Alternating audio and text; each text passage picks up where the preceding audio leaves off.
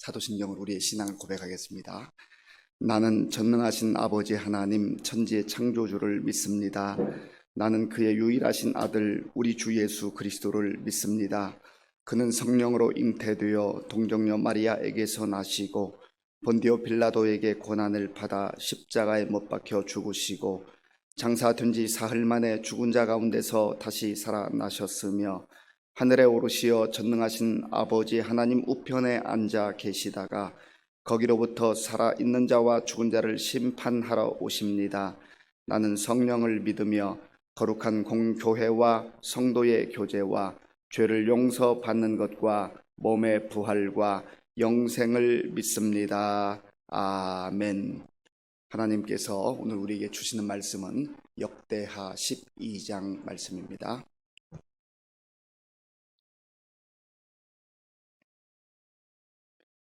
구약 성경 670쪽 역대하 12장 말씀을 교독하겠습니다.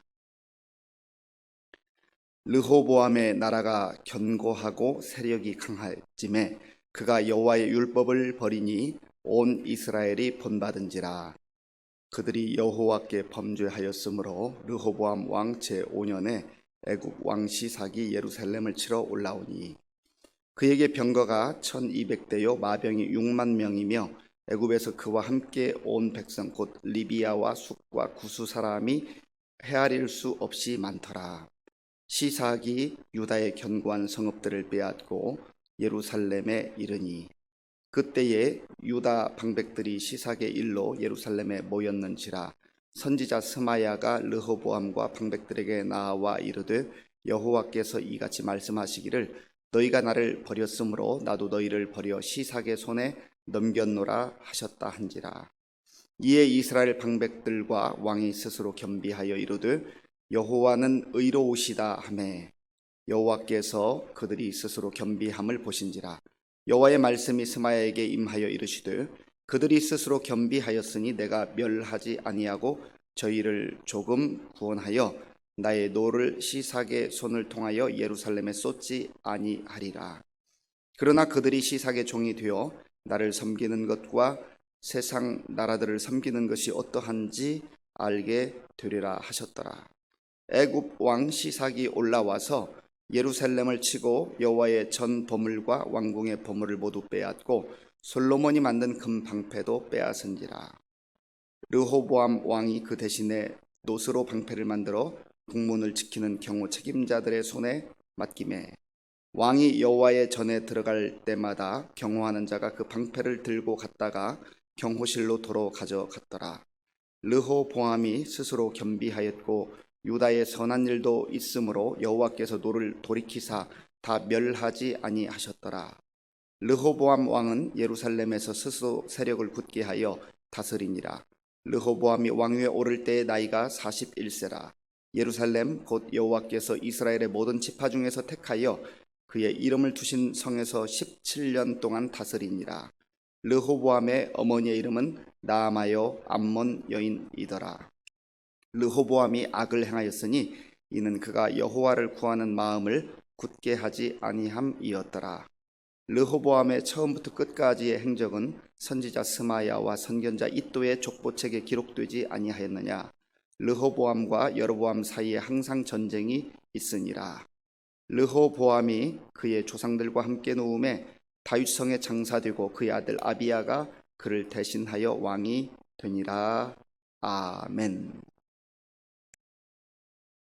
오늘 역대하 12장 말씀을 통하여서 이제 르호보암이 하나님 앞에서 행했던 그 모든 삶의 행적들 또 모습들이 나와 있습니다.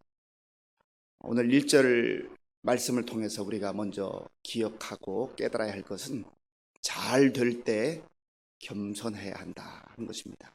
잘 될 때 겸손하되 더 겸손해야 된다 하는 것을 오늘 성경 말씀을 통해서 우리가 알 수 있습니다. 오늘 본문 1절 말씀을 같이 읽어보겠습니다.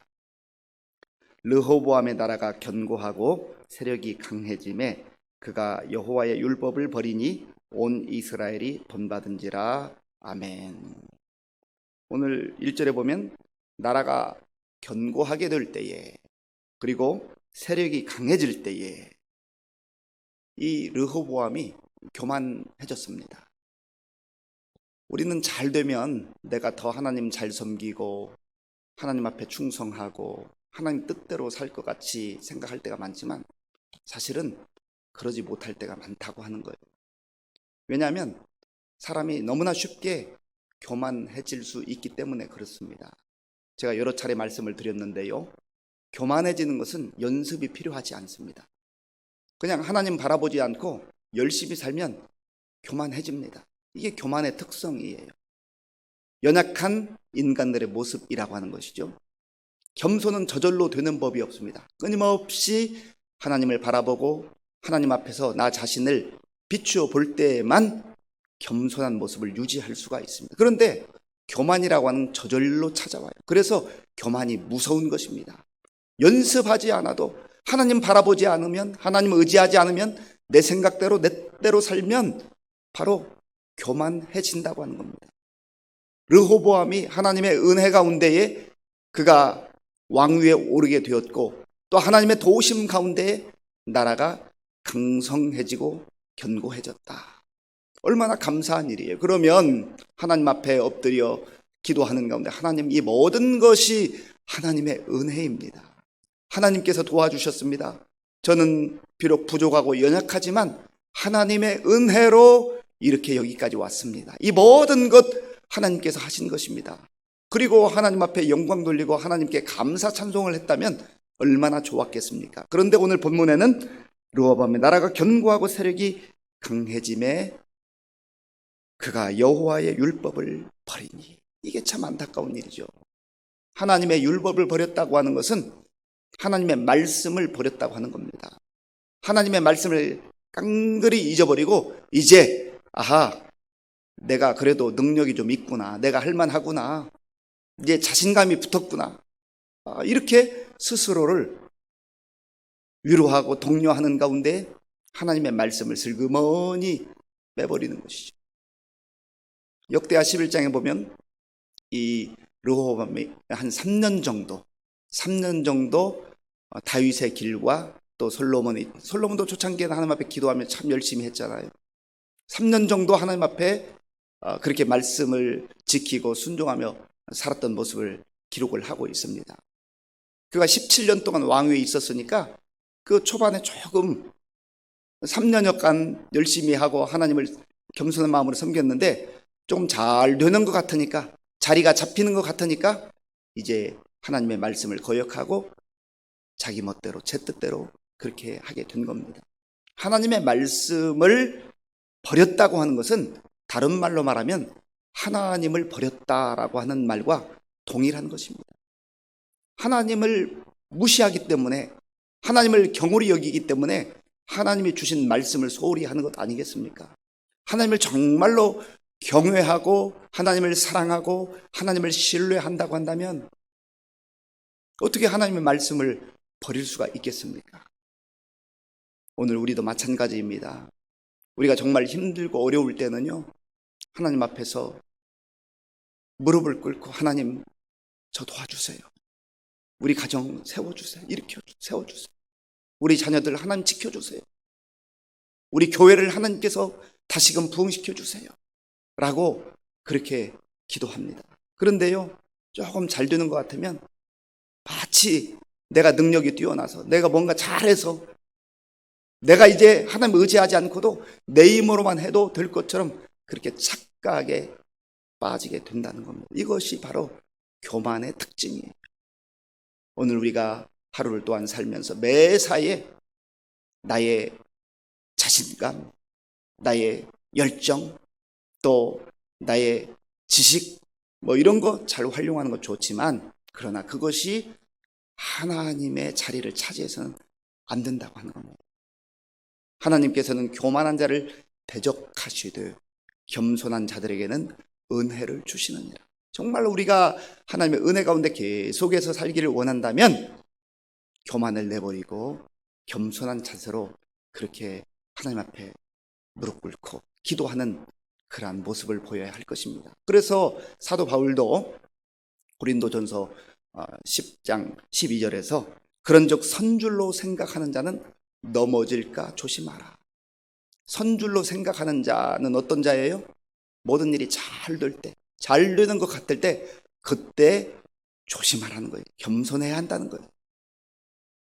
우리가 오늘 이 새벽에 하나님 앞에 하나님, 제가 교만한 마음을 내버리고 예수께로 나옵니다 찬송했던 그 믿음의 선배들처럼 우리의 교만한 마음을 다시 한번 다 내려놓고 오직 겸손한 마음으로 하나님 앞에 은혜를 구하며 하나님의 약속의 말씀을 붙들며 저는 제 뜻대로 살지 않고 제 생각대로 살지 않고 하나님 주시는 말씀대로 살겠습니다. 그렇게 결단할 수 있기를 간절히 바랍니다.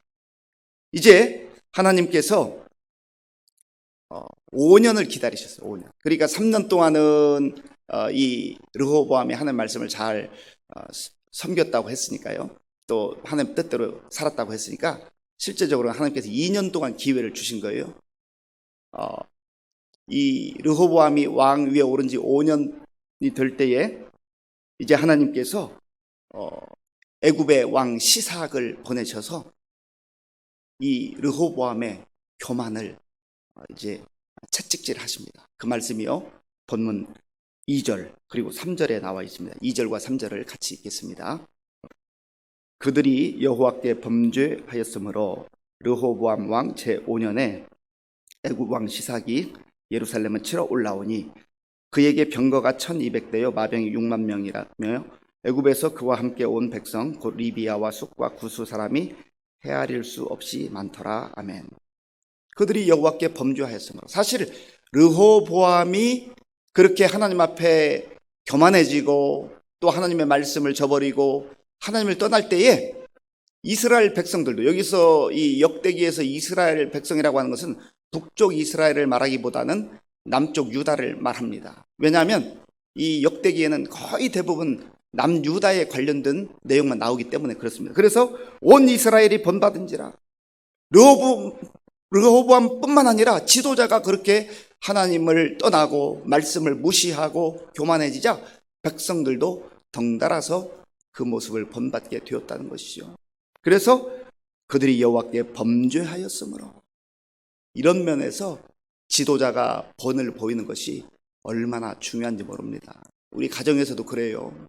부모님들이 자녀들에게 멋있는 말, 좋은 말, 꼭 필요한 말 해줄 수 있지만, 그러나 어떤 면에서 자녀들은 부모님들의 말을 듣기도 하지만 부모님들이 어떻게 행동하는가, 어떻게 살아가는가, 힘든 일, 어려운 일 닥칠 때 정말 하나님 앞에 겸손하게 무릎 꿇고 기도하는가, 이런 걸 보는 거예요. 삶을 보면서 본받는다는 것이죠. 때로는 말을 통하여서도 교육이 되지만, 그러나 더 진정한 교육은, 효과적인 교육은 아이들이 부모를 본받는 그 모습은요, 어떻게 살아가는가를 본다는 것이죠. 그리고 르호보암이 왕의 위치에 있으면서 이렇게 교만해지고 하나님을 떠나게 되니까, 하나님 말씀을 버리게 되니까 이스라엘 백성들도 그 길을 따라가게 되었고 그것이 하나님 앞에 범죄하게 되었다. 그래서 이제 애굽 왕 시삭이 여기 보면 병거가 1200대, 마병이 6만 명, 그리고 수를 헤아릴 수 없을 정도의 수많은 보병들을 데리고 이제 남쪽에 있는 성읍들을 치고 점점점 올라와서 예루살렘 성 수도까지 이르게 됐다고 하는 겁니다. 그러니까 이 방백들이 얼마나 당황했겠습니까? 그래서 이제 하나님께서 스마야라고 하는 이 선지자를 보내셔서 그들에게 왜 이러한 어려운 일이 닥치게 됐는가를 알려주시고 깨닫게 하십니다. 그 말씀이요, 4절과 5절에 있는데 우리 4절과 5절 말씀을 같이 읽겠습니다. 시삭이 유다의 견고한 성읍들을 빼앗고 예루살렘에 이르니 그때에 유다 방백들이 시삭의 일로 예루살렘에 모였는지라. 선지자 스마야가 르호보암과 방백들에게 나와 이르되 여호와께서 이같이 말씀하시기를 너희가 나를 버렸으므로 나도 너희를 버려 시삭의 손에 넘겼노라 하셨다 한지라. 아멘. 하나님을 버렸다고 스마야를 통하여서 그렇게 말씀해 주셨습니다. 이 일이 하나님을 버렸기 때문에 하나님의 허락하심 가운데 애굽 왕 시삭이 이제 쳐들어와서 어려움을 당하게 되었다. 전쟁이 일어난다는 게 얼마나 끔찍하다는 것을 우리는 이제 간접적 경험을 통해서 알게 됩니다. 저도 뭐 전쟁까지는 아니지만 그 콩고 민주공화국에 있을 때 이 내전의 그 흔적들, 그리고 간간히 일어나는 그런 아주 가까운 데서 총성이 울리는 이런 모습들을 몇 번 경험하면서 정말 얼마나 이 전쟁이 사람들을 불안하게 하는가를 경험하기도 했었습니다. 그런데 이제 이렇게 스마야를 통하여서 하나님께서 말씀하실 때 이들이 그래도 하나님이 스마야를 통해 주신 말씀을 깨닫고 겸비해진다. 그런 내용이 6절에 나오죠. 6절을 제가 읽겠습니다. 이에 이스라엘 방백들과 왕이 스스로 겸비하여 이르되 여호와는 의로우시다 하며, 여호와는 의로우시다. 스스로 겸비하여서. 그러니까 그 앞에는 얼마나 교만해졌었는가를 이렇게 대비적으로 보여주는 말씀 아니겠습니까? 교만하게 되면 하나님 버린다는 거죠. 그래서 스마야를 통해서 이제 말씀하실 때에 위기 상황 앞에서 다시금 겸비해지면서, 겸손해지면서 하나님 앞에 바짝 엎드리면서 하나님이 의로우십니다. 이 말은 이런 의미가 있습니다. 지금 이렇게 우리가 어려움을 겪는 것, 이것은 우리의 죄악이고 하나님께서 우리의 죄악에 대해서 채찍질하는 것, 하나님이 의로우신 겁니다. 그러니까 우리가 잘못했다는 걸 인정하는 겁니다. 하나님이 옳다는 거예요. 하나님이 의롭다는 거예요. 그전에는 하나님은 안중에도 없어요. 자기가 옳은 줄 알고 산 거죠. 그게 교만 아니겠습니까? 그때 하나님께서 이들의 겸비함을 보시고 이들을 또한 도와주시고 이들에게 구원의 손길을 베풀어 주십니다. 그 내용이 7절에 나와 있습니다. 7절을 우리 같이 읽겠습니다. 여호와께서 그들이 스스로 겸비함을 보신지라. 여호와의 말씀이 스마야에게 임하여 이르시되 그들이 스스로 겸비하였으니 내가 멸하지 아니하고 저희를 조금 구원하여 나의 노를 시삭의 손을 통하여 예루살렘에 쏟지 아니하리라. 아멘. 하나님께서 이제 이들이 겸비함을 보면서 이들을 도와주시고 이들이 살 길을 열어주십니다. 그런데요, 여기에 우리가 주목할 한 말씀이 있어요. 그게 바로 8절이에요. 8절을 제가 읽겠습니다. 그러나 그들이 시삭의 종이 되어 나를 섬기는 것과 세상 나라를 섬기는 것이 어떠한지 알게 되리라 하셨더라. 아멘. 제가 죄를 지으면 그 죄가 얼마나 무서운지, 그리고 또 그 고통을 느낄 때 하나님 앞에 나아가서 회개하고 또 하나님 앞에 겸손한 마음으로 이제 용서를 구하며 하나님께서 용서해 주신다고 말씀드렸죠. 그러나 죄악의 흔적은 납니다. 죄의 흔적은 납니다. 그래서 할 수만 있으면 죄를 피하고 죄를 경계하고 죄와 싸워 이기는 게 중요해요. 여기에 보면 그러나 그들이 시삭의 종이 되어 나를 섬기는 것과 세상 나라들을 섬기는 것이 어떠한지 알게 되리라 하셨다. 죄악의 흔적이 남는 거예요. 아픔이 있는 거예요. 고통이 있는 거예요. 그런 면에서 우리가 하나님 앞에서 정말 지금까지 겸손하게 엎드려 기도할 때마다 하나님께서 은혜를 베풀어 주셨고 하나님께서 용서해 주셨고 우리를 품어주셨고 우리에게 다시금 기회를 주신 것을 돌아봅니다. 예수 그리스도 안에서 우리에게 이러한 은총을 베풀어 주셨어요. 그래서 끊임없이 우리가 겸손한 마음으로 하나님 앞에 무릎 꿇고 성령님의 도우심을 구하는 가운데 저는 의지력이 약합니다. 저는 부족합니다. 성령 하나님께서 늘 내주하셔서 저를 이끌어 주시고 교만하지 않게 하시고 겸손하게 하여 주옵소서. 죄와 짝하지 않게 하시고 죄를 멀리하게 하시고 오직 하나님의 말씀 가운데 거하는 것을 기뻐하며 즐거워하게 하옵소서. 그렇게 기도하는 그 자세가 참 중요한 것입니다. 그런데요, 이 르호보암의 일생에 대한 성경의 평가가 오늘 또 본문에 나오는데요. 자, 우리 본문 14절 말씀, 우리 14절 말씀을 같이 읽겠습니다. 르호보암이 악을 행하였으니 이는 그가 여호와를 구하는 마음을 굳게 하지 아니함이었더라. 아멘. 이 르호보암이 어려운 일을 당할 때 또 겸손해지기도 하고 하나님 앞에 구하고 엎드려 그렇게 사주의 은혜를 덧입기도 했지만 그의 전체 인생을 보면은요, 그는 악을 행하였다. 그러니까 힘들고 어려울 때만 바짝 엎드려가지고 하나님 저 도와주세요 라고 그렇게 하고요, 조금 상황이 좋아진다 싶으면 또 자기 멋대로, 자기 뜻대로, 자기 생각대로 사는 거예요. 진실로 하나님만이 나의 왕이십니다. 전적으로 하나님의 말씀 가운데 제가 살겠습니다. 그런 결단이 없는 겁니다. 그래서 여기 보니까 르호보암의 악을 행하였으니 이는, 그 다음 설명이 중요하죠. 이는 그가 여호와를 구하는 마음을 굳게 하지 아니함이었더라. 굳게 하지 아니했다라는 의미는 전심으로 하지 않았다는 거예요. 한 60%, 70%? 이거 이 정도면 됐지. 내가 뭐 어떻게 100%를 해. 그건 너무나 아까운데 100%를 하지 않는다는 거예요. 전심으로 하지 않는다는 거예요. 정성과 뜻과 마음을 다해 목숨을 다해서 하나님을 사랑하지 않는다는 거예요. 그저 어떻게 보면 하는 흉내만 내는 거죠. 왜요? 그 위험한 일들을 피해가기 위해서. 어리석은 것이죠. 하나님께서 우리를 사랑하실 때에 독생자 예수님의 그 생명을 주시기까지, 이것은 하나님의 가장 귀한 것, 하나님의 모든 것을 다 우리를 주신 거예요. 그렇게 사랑하셨어요. 그런데 우리가 하나님을 믿고 나아갈 때 50%, 60%, 70%만 하겠습니다. 그래도 다른 사람에 비하면 나는 잘하는 편이지, 그렇게 영적 교만과 착각에 빠지면 안 된다는 겁니다. 하나님은 우리의 60%, 70%를 원하시는 게 아니라 100%를 원하세요. 왜냐하면 하나님이 우리에게 100%를 주시기 때문에 그렇습니다. 그래서 하나님은 질투하시는 하나님, 우리만 사랑해, 우리를 사랑해. 저와 여러분들이 오늘 이 역대하 12장 말씀을 통하여서 우리의 상황이 잘 되는 것처럼 여겨질 때, 평안한 것처럼 여길 때에 더 겸손하게 엎드려 기도할 수 있기를 바랍니다. 나도 모르는 사이에 교만에 빠졌었다고 한다면, 하나님, 제가 교만했습니다.